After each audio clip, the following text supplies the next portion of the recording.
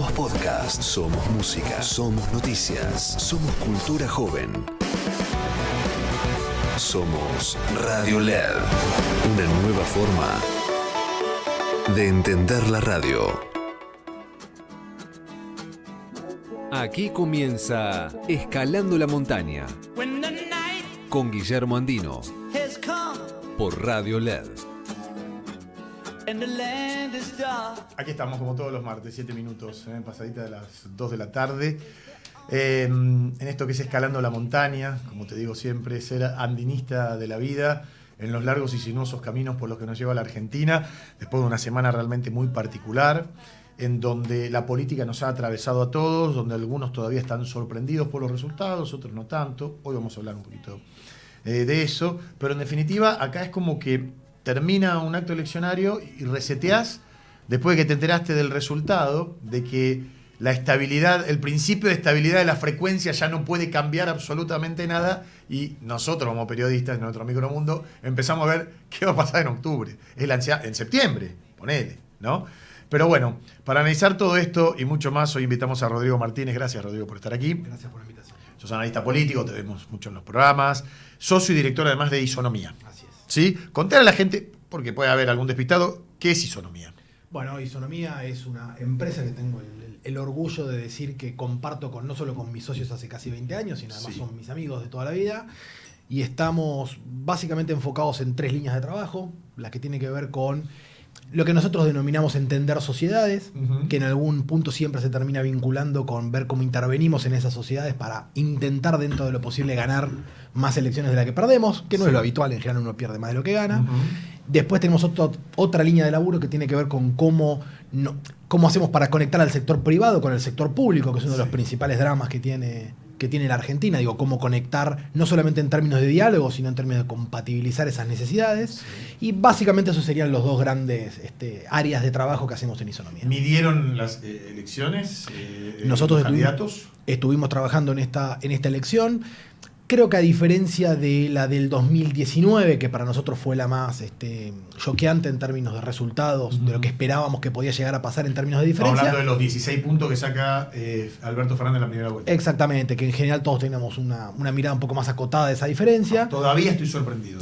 Exactamente, para todos fue como bastante, replantearnos que en alguna medida, creo que Milei es el corolario de eso, que comienza en el 2019, que es lo que nos servía para entender el pasado, difícilmente nos ayuda para entender el futuro. ¿No? Estamos en un momento raro, no solo de la Argentina, sino te diría de la mayoría de las democracias occidentales.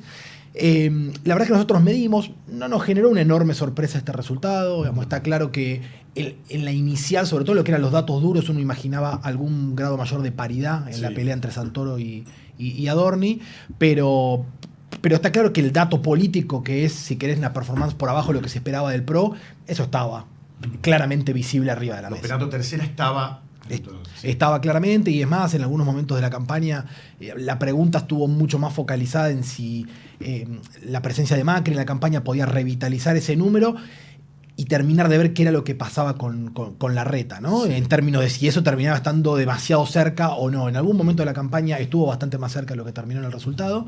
Pero digo, en general, en términos analíticos, me atrevo a decirte que no hay una gran sorpresa. Creo que la sorpresa es la participación.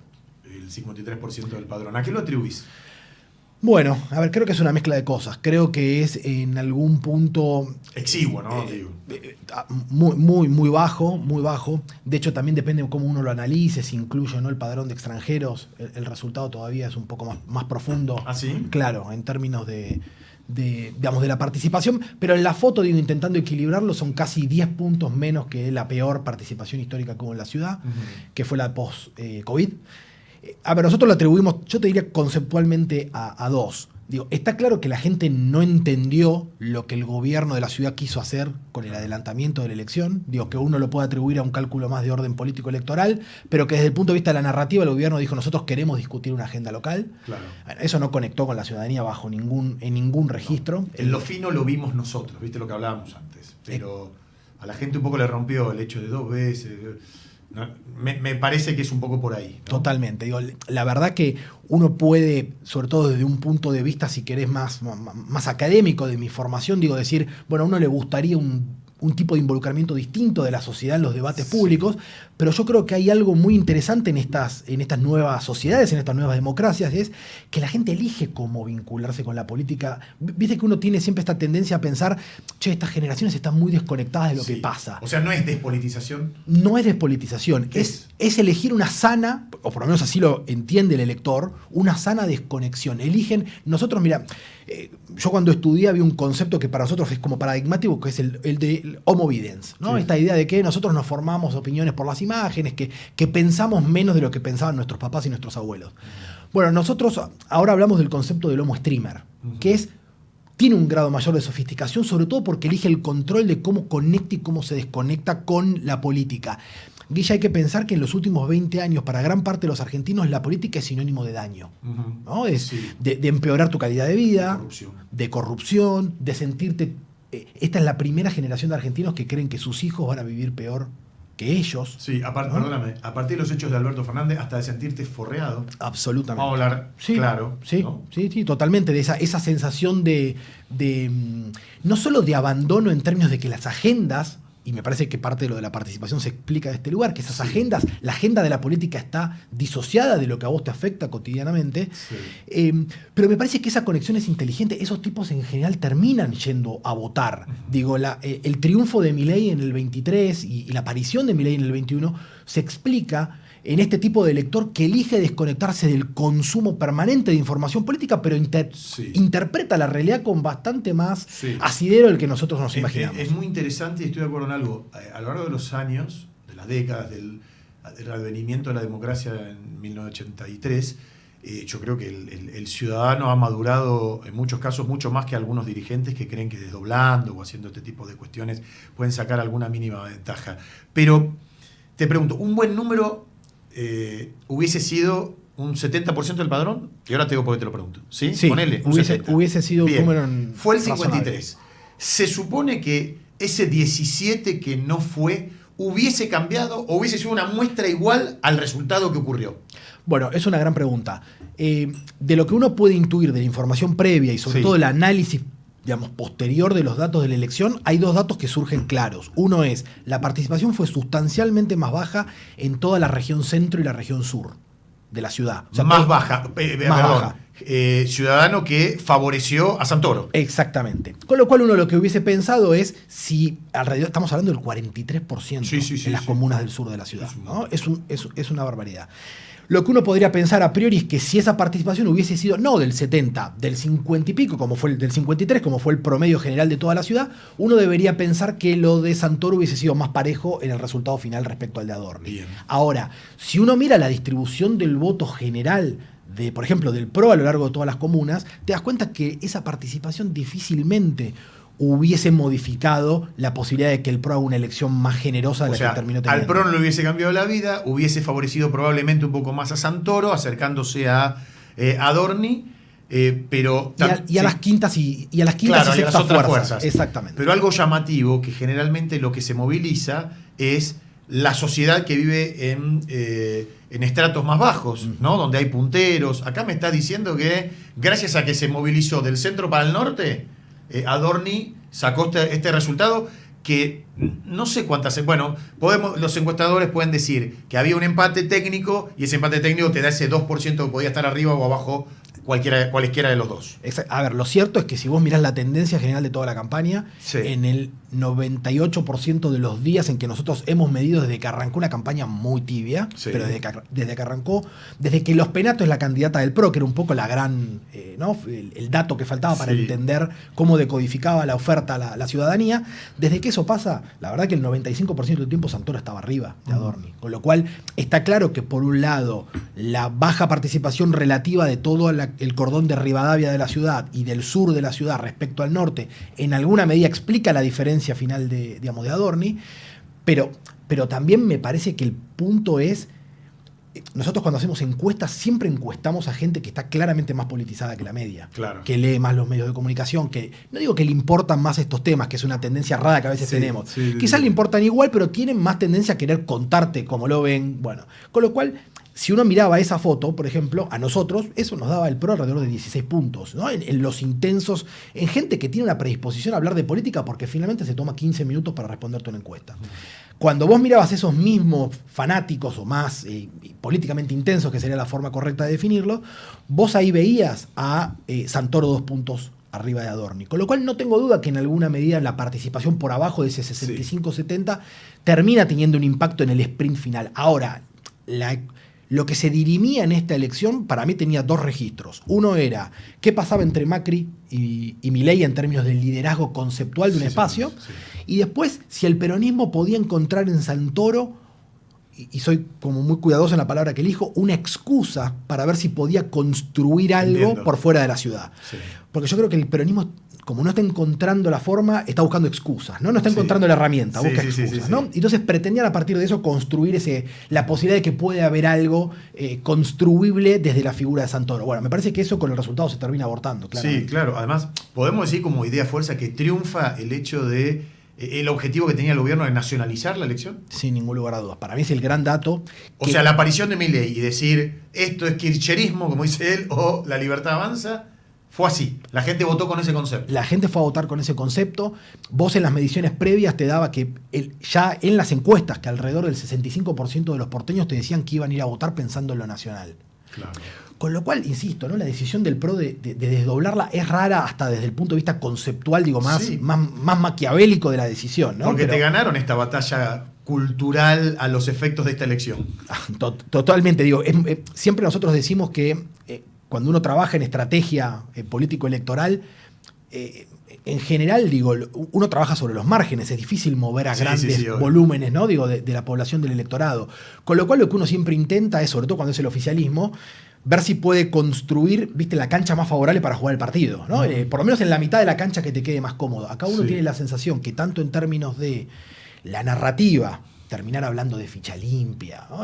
Digo, tanto en términos de cómo fueron seleccionando los temas de la campaña, como en la decisión de desdoblarla del destino nacional o de qué función podía cumplir el PRO en la mirada de lo nacional, parece claramente desacertada desde lo estratégico, ¿no? Sí, sin dudas. A ver, algo que la verdad me sorprendió, porque entiendo que las definiciones taxativas en política después tienen su vuelta con un resultado que vuelve a traer ese personaje que supuestamente iba a desaparecer. Pero dicho por el propio presidente, en este caso por Javier Milei, es muy fuerte en cuanto a que el PRO está terminado. Hablé ayer, el lunes, en la tele con Agustín Laje, me dijo, el PRO está muerto directamente, ¿no? Entonces yo digo, bueno, pasó esto, que fue una piña en el mentón. Ahora, arriesgar este tipo de definiciones es porque hay algo, y te pregunto a vos, Rodrigo, ¿ves algún sustento de tipo político o de decisión del ciudadano de pintar de violeta o del color de Santoro y olvidarse, ya no te digo en la ciudad, a nivel país, de lo que muchos llaman en octubre lo que puede ser el tsunami Milei? ¿Que esto se va a polarizar? Bueno, a ver, digo, en la mirada del largo plazo me parece claramente una definición apresurada, ¿no? ¿Por qué digo esto? La selección, digamos, los procesos políticos, básicamente cómo se vinculan las sociedades con la oferta política, con la dirigencia, tienen, si querés, dos etapas que siempre son insalvables, ¿no? Digamos, los políticos tienen en general la política, los tomadores de decisión, para no ser malos solamente, me incluyo si querés, digo, ¿no? Los que estamos adentro del sistema siempre tenemos la idea de que somos mucho más centrales de lo que realmente somos en los procesos de toma de decisión.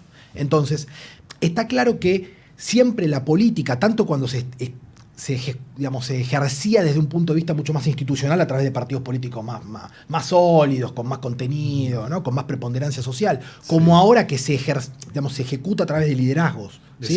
De personalidades inclusive. Ya no de partidos. No de partidos, sino hasta de personalidades, de la farándula, del deporte, o en este caso un outsider del sistema muy raro como Milei, claro. Digo, el rol que cumplen esas personas o que cumplían esos partidos políticos en general tiene que ver con la capacidad de poder canalizar emociones y tener un sentido en el determinado momento en que la sociedad está discutiendo algo. Claro. Yo creo que la mirada del gobierno diciendo lo del PRO está terminado es que indudablemente creo que tanto desde lo que uno presiente como desde la mirada más analítica, el PRO pareciera no tener sentido en la discusión del corto y del mediano plazo de la Argentina. Perdón, y también aprovechar el momento para abonar esa idea en la gente. Exactamente, y me parece que el gobierno en ese sentido es inteligente para terminar de decir, a vos te pueden gustar las ideas, hasta te puede gustar la persona de Macri. Pero es un voto perdido. Es un voto perdido. Desperdiciado. Exactamente. Vos estás enojado, no es el mejor no es la mejor forma de canalizar ese enojo o esa bronca. Digo, y esto, insisto, no es hablar en términos simples de cómo funciona el electorado. Las emociones son profundamente complejas, pero digo, la Libertad Avanza ha logrado entre el presidente, pero el espacio conceptualmente, lo que ellos llaman la batalla cultural, es una forma muy sofisticada de decir que han logrado ser muy eficientes en conectar cómo transformar esas emociones en un sentido, en darle sentido, que vos sientas que podés canalizarla a través de ese vehículo. Te lo pongo en una analogía medio rara, pero para nosotros, cuando miramos estos procesos, siempre los candidatos, las candidaturas, para ponerlo en esos términos, son vehículos, es un autito. ¿no? Sí. Entonces la gente en general elige el auto que siente que lo lleva del punto A al punto B. Ese A a B no es un proceso racional, en general suele ser un proceso emocional, pero la gente hace un análisis profundamente racional del estado de ese vehículo. Y la verdad que incluso el elector más fanático del PRO, el que lo ha acompañado en estos últimos 20 años, no solamente en la ciudad, sino en la escala nacional, cuando mira ese vehículo, la verdad que lo ve chocado, bastante abolladito, y sobre todo dice, para ir del punto A al punto B, que hoy es en términos de Milei, dos cosas. Un mandato claramente vinculado a la inflación y un mandato de castigo al establishment. Sí. El vehículo más eficiente hoy, claramente la Libertad Avanza. Digamos, es el lado A. ¿Para qué voy a ir al lado? Si este es el A. Porque además, retrotrayéndonos en el tiempo de las elecciones al presidente, era el propio Mauricio Macri el que, ante el enojo, tanto primero de Larreta como de Bullrich, decía, Milei representa las ideas. Y después cuando lo eligieron presidente, es lo que yo hubiese querido hacer. Bueno, hermano, pasó, tuviste la oportunidad, ¿no es cierto? Después, ¿por qué no? Porque no es tu carácter, no es tu forma. Pero me da la sensación que hoy tenemos este 2% y pico de inflación, porque se actuó de esta forma. Y ahí te quiero preguntar, ¿no? Más allá del carácter, lo que a veces algunos dicen, no, pero mire, los que quieren un poco más de institucionalidad o de formas. Digamos, en definitiva, lo que vota la gente es el resultado con el bolsillo. Yo creo que el criterio por el que, bueno, vos lo dijiste al principio, por el que se va a votar, y te pregunto, en octubre, ¿será ese también? Si mi inflación está en 1,5 y empieza a darse vuelta un poquito esto, surgen fuentes de trabajo, o sea, después discutamos otras cosas, pero yo te voto por esto. ¿Está bien lo que digo? Es correcto. A ver, este gobierno tiene una gran diferencia respecto al de Mauricio Macri, ¿no? Que es, lo pongo en términos, no sé si cuasi cómicos, pero bastante exagerados, digo, la gente eligió a Milei en un estado de emoción violenta. ¿Sí? ¿Está bien? Digo, llevado al extremo. Sí, está bien. La emoción violenta te hace tomar decisiones que vos podés, inclusive desde el punto de vista racional, hasta cuestionártelas, ¿no? Cuando lo mirás después decís, che, habré hecho bien, pero finalmente es lo que, desde lo más profundo, ¿no? De lo más genuino, si querés, de tu persona, decís, yo siento que este es el rumbo. Esa decisión casi emocionalmente violenta que la gente tomó en el 23 tiene dos carriles, ¿no? Sí. El hartazgo con que el proceso inflacionario lo que hace es mucho más que afectarte el bolsillo, que obviamente al final del camino termina siendo lo más relevante. Es un incordio vivir en una Argentina donde vos todos los días no sabés cuánto vale. Horizonte. Digo, hay que terminar de entender eso, porque uno lo que dice es, bueno, pero pará, el 2%, ¿por qué 2? ¿Por qué no 1,8? Sí, ¿por qué 3,1? ¿No? Uno podría entrar en esas discusiones. ¿Cuál es el éxito de Milei? ¿El 0, el 1, el 2, el 3? En el fondo lo que te das cuenta es que Milei lo que logró fue traer, en ese sentido, una previsión de tranquilidad. Ir a un país normal. Normal. Porque la región no tiene inflación, sacando Venezuela. Pero digo, la región, si no me equivoco, hoy no tiene inflación. No tiene inflación, sacando Venezuela.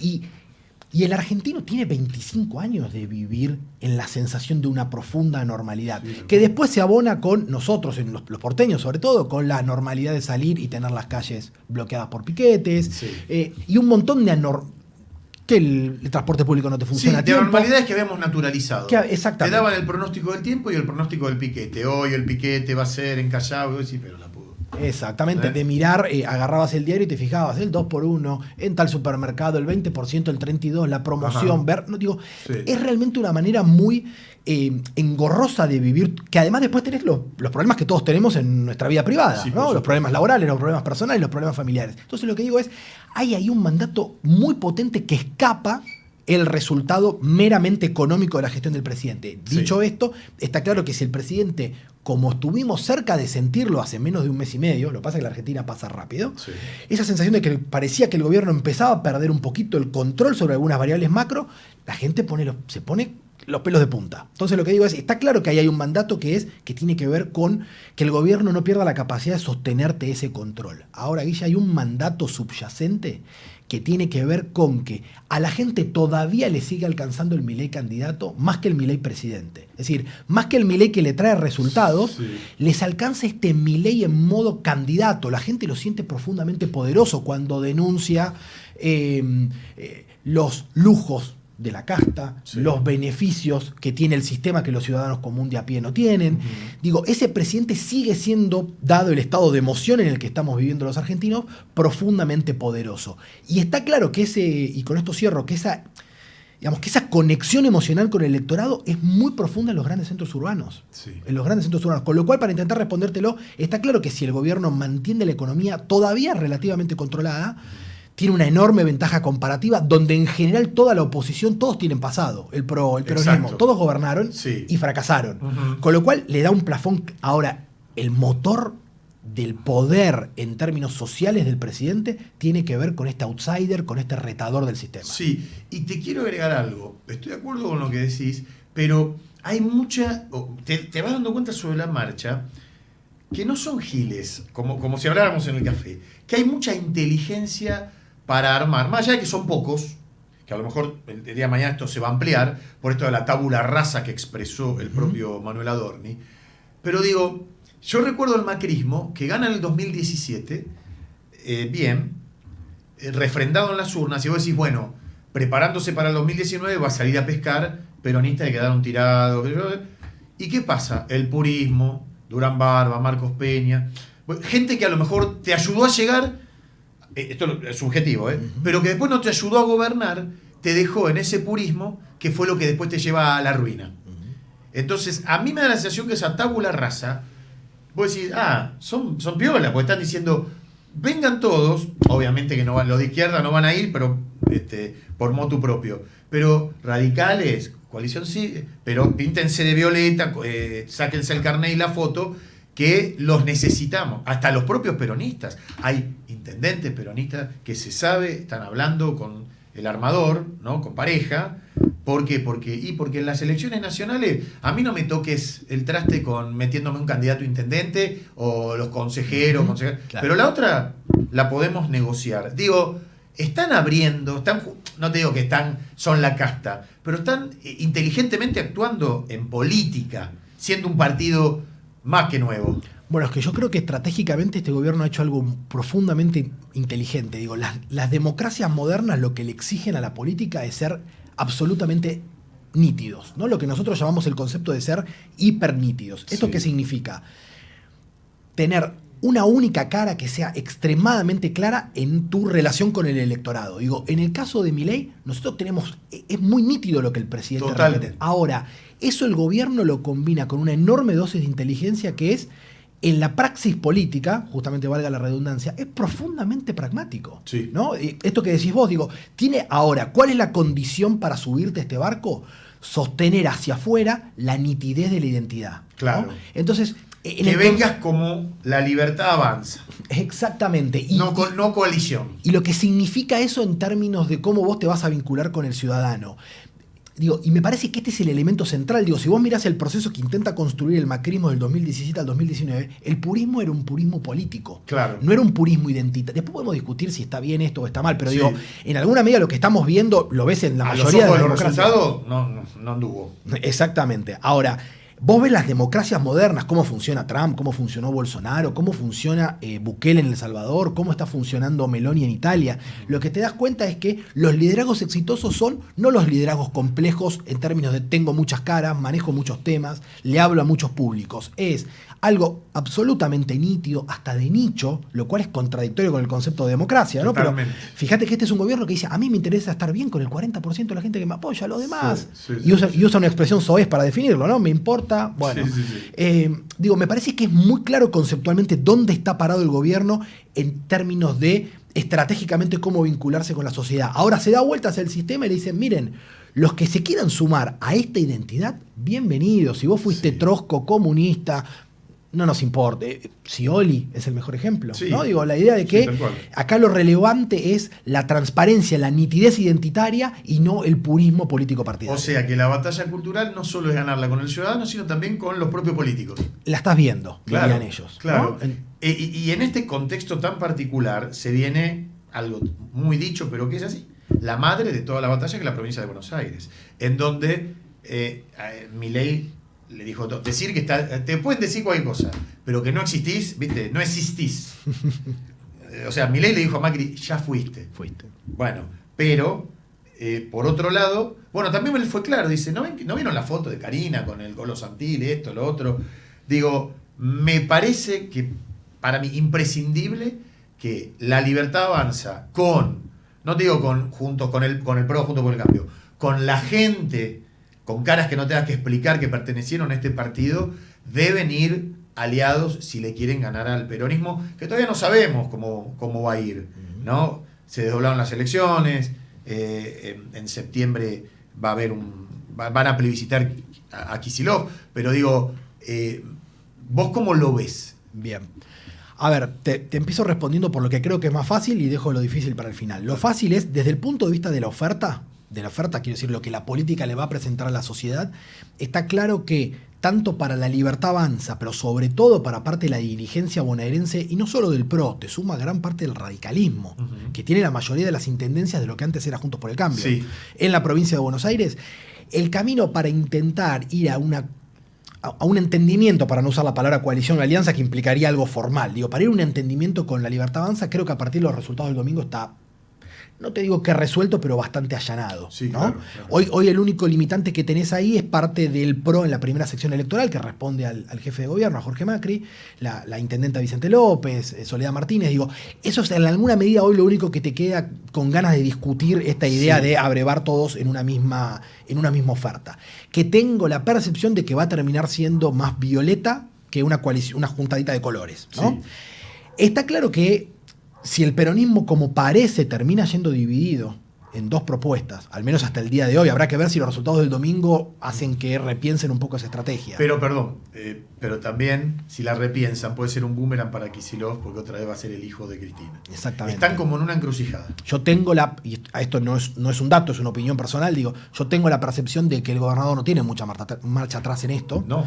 Porque si termina yendo en una lista de unidad, para decirlo adecuadamente, con el kirchnerismo, lo que pasa es que el kirchnerismo Maduro es medio raro, con el cristianismo, vamos a ponerlo.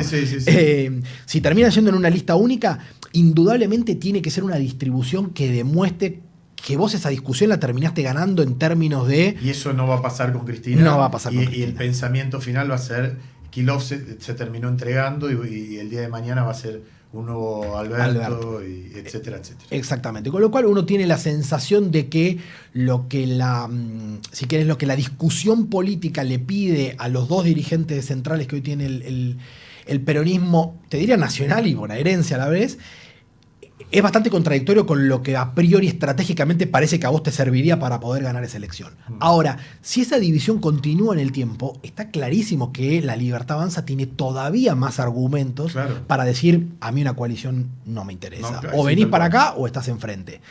De nuevo, porque además, Guille, me parece que hay algo que que es esto que quiero que no perdamos un poco de vista, que nosotros intentamos, que estamos todo el tiempo hablando de estos temas, no perder de vista. Digo, la sociedad está premiando la nitidez, ¿no? La sociedad le está pidiendo a la Libertad Avanza, no te corras del lugar donde yo te puse electoral y socialmente. Vos no te corras de ahí. Después, si el PRO se quiere venir, no quiere venir, si se quiere correr o no se quiere correr, es un tema del PRO. Pero esto de la nitidez es central, sobre todo para pensar cómo va a actuar el gobierno, ¿no? Porque viste que uno, no sé si te acordás en los momentos más álgidos del kirchnerismo, cuando siempre el kirchnerismo corría un poquito más la vara del límite, uno decía, no, acá aflojan, reculan y van para atrás. Y siempre aceleraban y van contra el paredón. No, si en el segundo gobierno Cristina va a ser una Cristina más moderada. Exactamente. Bueno, yo lo que digo es, terminaste en eso. No perdamos de vista que para el gobierno hay un solo atributo que no puede negociar, que es la nitidez con la que es percibido en términos de alternativa para parte de la sociedad. Estoy de acuerdo. Ahora, ya el Círculo Rojo, los empresarios de afuera, miraron la ciudad como una muestra y dijeron, mira, apoyaron. Pero siguen preguntando, ¿y en la provincia de Buenos Aires? ¿Y en la provincia qué va a pasar? ¿Por qué? Porque si a Macri se le ocurre hacer alguna maldad, y ponele que te pone, está bien, ¿no te gusta la coalición? Aunque arrastre poco, te pone una María Eugenia Vidal de candidata. Y poquito te va a sacar 6 puntos, 7 puntos. Sí, a raspar el tobillo. Sí. ¿Entendés? Y si el título al otro día es 39 Kicillof, 38, ¿quién puede ser? Patricia Burg, Esper, no sé quién es. Sí, a priori Esper. Ponele, José Luis Esper. Y María Eugenia sacó 6, pero se ríe como Horacio Rodríguez Larreta el domingo. El título de los portales no va a gustar afuera. Está claro que ahí tenés un gran problema. Mi sensación, obviamente habrá que ver, una vez que tengamos un poco más claro el panorama, cómo reacciona la gente, ¿no? La demanda respecto a la oferta política, pero yo tengo la sensación de que si esa fuese la situación en la que nos encontrábamos, tengo la percepción de que gran parte del electorado de la provincia de Buenos Aires va a hacer una lectura similar al que hizo el de... Y acá te quiero hacer un matiz. ¿De la provincia? ¿Sí? Que el electorado de la provincia va a hacer una lectura similar al que hizo el de la ciudad, que es... yo puedo querer a María Eugenia, me puede gustar su persona, sus ideas. Ahora, la gente tiene una mirada... esto que te digo, digamos, el electorado antikirchnerista de la provincia de Buenos Aires tiene claro que no quiere más peronismo en la provincia de Buenos Aires. Ese es el vector. Entonces, digo, creo que si el gobierno se anima a nacionalizar la elección de septiembre, que finalmente debería ser una elección provincial / local, sí, ¿no? Tal cual, pero... Rara, porque la provincia además es rara, pero debería ser eso. Digo, si el presidente se anima a ponerle el cuerpo a esa batalla, mi sensación es que va a haber parte del electorado que podría acompañar al PRO, que va a terminar de decir, esto en términos funcionales para mí no tiene demasiado sentido. Es más una discusión de la política que una discusión que responda a las que yo entiendo que son mis necesidades como elector. Entonces, por eso yo te decía que la parte más compleja te la dejo hacia el final. No sé si esto va a terminar pasando, pero no me resultaría raro que lo que la política, nosotros los analistas, armamos en el laboratorio, después cuando bajemos al territorio, termine funcionando de una manera distinta como pensamos. De hecho, ponete a pensar que Kicillof elige desdoblar con la idea de, si yo provincializo la elección, puedo hablar de temas de la provincia. La capital federal tiene el electorado más informado, más complejo, más politizado de la Argentina. Las nacionalizó. Esas hipótesis que armamos en los laboratorios, en general, a veces, porque de vuelta, en el laboratorio uno lo arma ¿con qué? Con la mirada del científico, con la mirada del político, con la mirada del académico. Esa dinámica no tiene en general nada que ver con cómo funcionan las dinámicas sociales. Entonces, a mí no me resultaría raro que esos 7, 8 puntos que el PRO puede tener con una lista única en la provincia terminen siendo 4, producto de la decisión de decir, ¿sabes qué? Te pongo un candidato para rasparte. Claro, el voto útil. Tonta. O sea, exacto. También ir con la idea de andar por el voto útil, porque si no, el petizo comunista, ¿viste? Como dice Milei, sería por ahí. Esa va a ser la batalla. Exactamente. La gente es mucho más inteligente y más perspicaz de lo que nosotros pensamos. Yo lo creo, te lo dije. Y lo sé, digo, y cuando te escucho me doy cuenta que estás en ese registro y me parece importante, nosotros batallamos analíticamente muchas veces con esta idea, ¿no? De bajar con alquimias raras que uno arma, que piensa, y después te das cuenta que la gente en ese sentido es mucho más lineal entre su deseo y su acción de lo que nosotros podemos presumir en el armado. Entonces, yo creo que intentando responder la parte difícil, mi sensación es que si el PRO elige ese camino de laboratorio, es decir, rompo desde la oferta para ver si puedo dinamitar la posibilidad de que la Libertad Avanza sea leído como ganador, yo creo que se puede comprar un problema de que no funcione como se lo imagina, y después, y acá me parece, para retomar la primera pregunta que me hiciste, Guillermo, yo creo que el PRO puede pagar un costo de largo plazo. ¿Sí? Uno puede dejar de tener sentido. Te doy un ejemplo que seguramente vos vas a recordar. En el 2013, el macrismo, el PRO, ¿dónde fue? Fue en la lista de Sergio Massa. ¿No? Sí.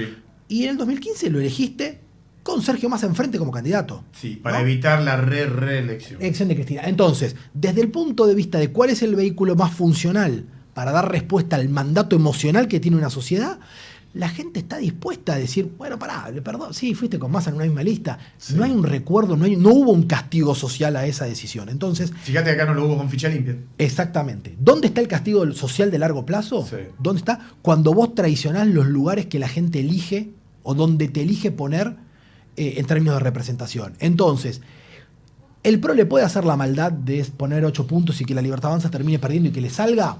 Es probable. Yo creo que eso te produce un daño de largo plazo, claro, que creo que efectivamente va a ser más difícil que en algún momento de ese largo plazo, cuando la sociedad diga, che, a lo mejor el PRO podría tener más sentido en esta nueva discusión, te terminen castigando por las decisiones que tomaste en el pasado. Si vos lo pensás en alguna medida, el dilema que hoy tiene el peronismo tiene que ver con haber traicionado en el largo plazo muchos de los lugares donde en términos de representación la sociedad lo había puesto. Claro, sí, no, buenísimo. Antes de hacer la pausa, ¿cómo te imaginas, o en tal caso, si hay estudios ya de un Milei más empoderado, con más volumen en el Congreso, por el tema de, que no es menos, al contrario, me parece que es de lo más importante, que es la generación de confianza hacia afuera para que venga la guita, inversores, etcétera? Mirá, que no sería un escenario alocado numéricamente hoy, ¿no?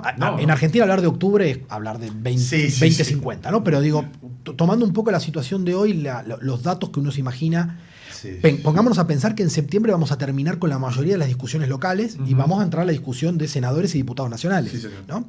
Si uno mira un poco esa realidad, si el gobierno hiciera una elección similar a la que hizo el macrismo, Juntos por el Cambio, para decirlo apropiadamente, en el 17, que 40%. Sí, un poquito abajo, alrededor de 38 puntos globales nacionales, con ese número, el gobierno tiene lo que nosotros llamamos la minoría del veto. O sea, el gobierno no necesita de aliados. Claro, ya no necesita ni el club de la milanesa, que vengan los radicales. Nada por el estilo. Claro. Digamos, uno podría pensar. Vas a tener autonomía. Vas a ganar autonomía y sobre todo vas a tener la capacidad de, en términos de tu agenda legislativa, protegerla más en términos identitarios, sobre todo dentro de los márgenes de lo que te permita la ley, decir, esto no sale por el Congreso, lo saco con un DNU y tengo una minoría de veto que puede proteger si una de las dos cámaras dice, che, este DNU no va. Sí. ¿No? Digo, eso me parece un cambio de paradigma muy, muy importante. Ahora, si el gobierno hace una elección por arriba de ese valor, una elección de 43, 44 puntos nacionales, que de nuevo tampoco sería un escenario al día de hoy demasiado alocado, sobre todo si el gobierno sostiene el mandato económico y fundamentalmente, esto que hablábamos, ¿no? No me gusta la palabra pureza, la nitidez, ¿no? En el vínculo con la ciudadanía.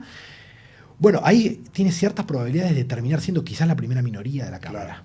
¿No? Exacto, ¿no? De tener alrededor de entre 90... En el 95. Exactamente. Con lo cual no vas a tener quórum propio, no le da la matemática para tener quórum propio, pero indudablemente vas a tener, sobre todo en términos de cómo marcar la agenda política y después el trabajo más interno de comisiones. Sí, claro, ¿no? La capacidad de negociación ya en las cámaras. Muy, muy, muy distinto. Con lo cual, digo, me parece que esta elección puede ser para el gobierno... a diferencia de lo que fue el 2017 para Macri, no era la idea de, che, esto, si querés, digamos, valida el rumbo, que fue un poco la lectura que hizo el gobierno de Macri en la del 2017, sino es la sensación de ahora tenés los cimientos para poner primera de verdad. ¿no? Claro. Y creo que eso, si el gobierno maneja esa expectativa y maneja ese caudal de legitimidad de manera prudente, yo tengo la sensación de que la Argentina puede estar abriendo una instancia de hegemonía política que quizás era inimaginada cuando ganó las elecciones. Sin dudas. Cuando yo conducía Intratable esperando el reemplazo de Del Moro y Milei venía como invitado. Como invitado. Él solito con sus papeles abajo del brazo. Voy a dar unos consejos y después vamos a hacer la pausa y ya lo despido a Rodrigo. Este espacio fue presentado por YPF Infinia Turbo Clean, tu tanque lleno de potencia. Muchas gracias, YPF, por estar aquí en Escalando la Montaña. En la ciudad de Buenos Aires se sigue reforzando la seguridad, más policías con armas de baja letalidad en subtes y más patrullajes en las calles. Conoce más en buenosaires.gov.ar/seguridad. Buenos Aires, ciudad. Llega una nueva temporada y Termas de Río Hondo te espera con su inconfundible calidez, una perfecta combinación de aguas termales, paisajes, gastronomía regional y relax. Termas de Río Hondo, un lugar para vos, tus amigos, tu familia, para todos. Visita Termas de Río Hondo, Gobierno de Santiago del Estero. Vale la pena, te lo digo por experiencia. ¿Sabías que Cabrales es 100% café tostado sin azúcar? Granos seleccionados de origen como Colombia y Brasil, tostados por manos expertas para resaltar su aroma y molidos en su punto justo para que lo único que tengas que hacer sea disfrutar del mejor café libre de azúcar. Encontrará todas las variedades de café tostado Cabrales en tu comercio más cercano y también en tienda.cabrales.com. Café Cabrales, 100% café. Y un abrazo como siempre a nuestro amigo Martín Cabrales. 14:46, hacemos la pausa y ya... a ver, los tramos finales de reflexión con Rodrigo Martínez. Capacitate de forma fácil y gratuita. Accede al Instituto Legislativo de Capacitación Permanente en legislatura.gov.ar. Legislatura porteña. Nos une la ciudad.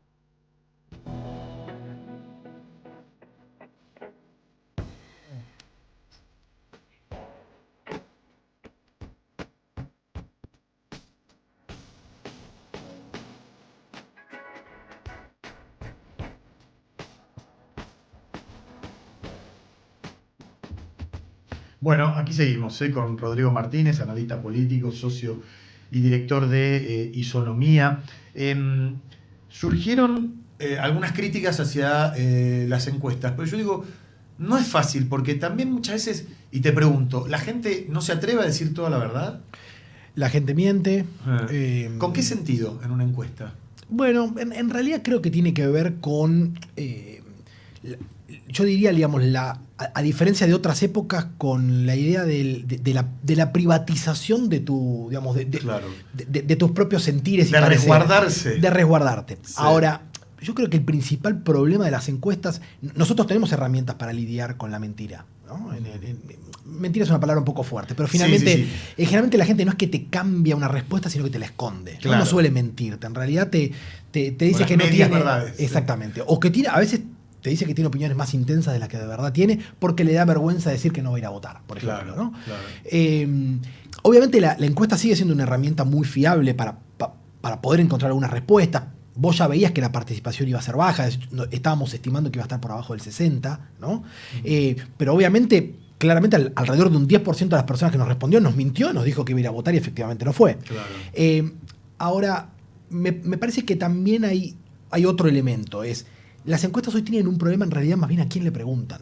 Claro. ¿No? Es muy difícil encontrar homo streamer, para poner en los términos de las categorías que te contaba un poquito al principio. Es difícil que esa persona desconecte de su vida privada, de su refugio, como lo definen, y digan, che, te doy 10 minutos de mi tiempo para contarte qué pienso, no solo sobre política, qué pienso sobre determinada política pública, o qué pienso sobre Rodrigo Martínez o Guillermo Andino, ¿no? Como pregunta. Sí.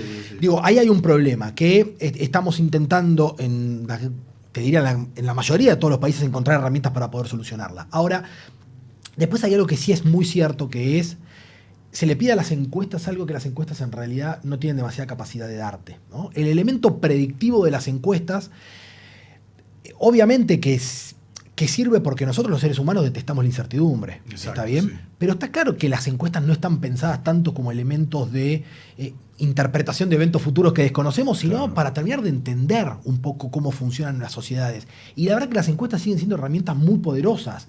Nosotros, en el caso de lo de Milei, digo, que es el caso más rupturista, si querés, de los últimos 15 años en la Argentina, para nosotros el dato paradigmático fue, nosotros entramos a esa elección con un 80% de los argentinos diciéndonos que iban a ir a votar enojados. Uh-huh. Nosotros entramos a esa elección con un 90% de los argentinos diciéndote que querían un cambio. Los propios peronistas, los que votaron a Sergio Massa, te decían que la Argentina necesitaba un cambio. Digo, si uno puede poner esos datos, esas herramientas en perspectiva, son muy potentes para entender no qué es lo que la gente va a terminar haciendo, sino por qué la gente va a terminar haciendo lo que hace. Si uno pone el foco en la encuesta como una herramienta para terminar de entender ese porqué, yo creo que seguís teniendo una herramienta profundamente poderosa que te puede ayudar a predecir adecuadamente. Claro. Ahora, si uno lo que intenta es decir, vos mañana vas a ir para la derecha o para la izquierda... Sí, tal cual.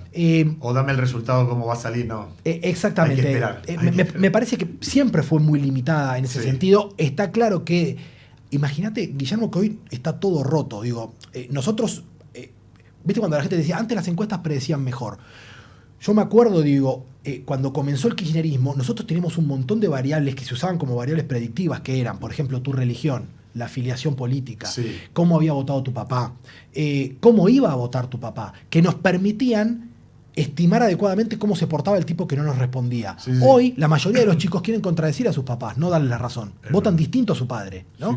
Digo, todos estos elementos hacen que sea muy complejo trabajar con el 20-25% que se desconecta de no solo de nuestra discusión permanente, sino del ir a buscarlo con una encuesta. Entonces, si yo antes decía, bueno, si la mamá, el papá votan radicales, lo más probable es que el hijo vote radicales, hoy eso está totalmente roto. Antes el escudo era hereditario, hoy ya no lo es. Y te diría, afortunadamente. Totalmente. ¿Sí? Por eso hablamos de sociedades más poderosas, más volátiles, es cierto, porque no importa la religión, no importan los partidos, no importa la familia en el sentido tradicional, pero sí son sociedades muchísimo más poderosas y son sociedades que siguen participando. Ahora, no los invites al partido de la política, que eso fue la elección de este domingo. Claro. Invítalos al partido que ellos tienen ganas de jugar. Ahí van a participar. Rodrigo Martínez, muchísimas gracias por ayudarnos a pensar. Un placer. Y nos volveremos a encontrar seguramente. Un placer siempre hablar con vos. Gracias. Y gracias a ustedes también por seguirnos aquí en Escalando la Montaña. Nos vemos el próximo martes en este lugar que ya es sagrado para que la gente que nos trae aportes tan valiosos nos agregue a lo mejor ideas y sublime algo mejor o algo que no sabías o no tenías en cuenta. Chau.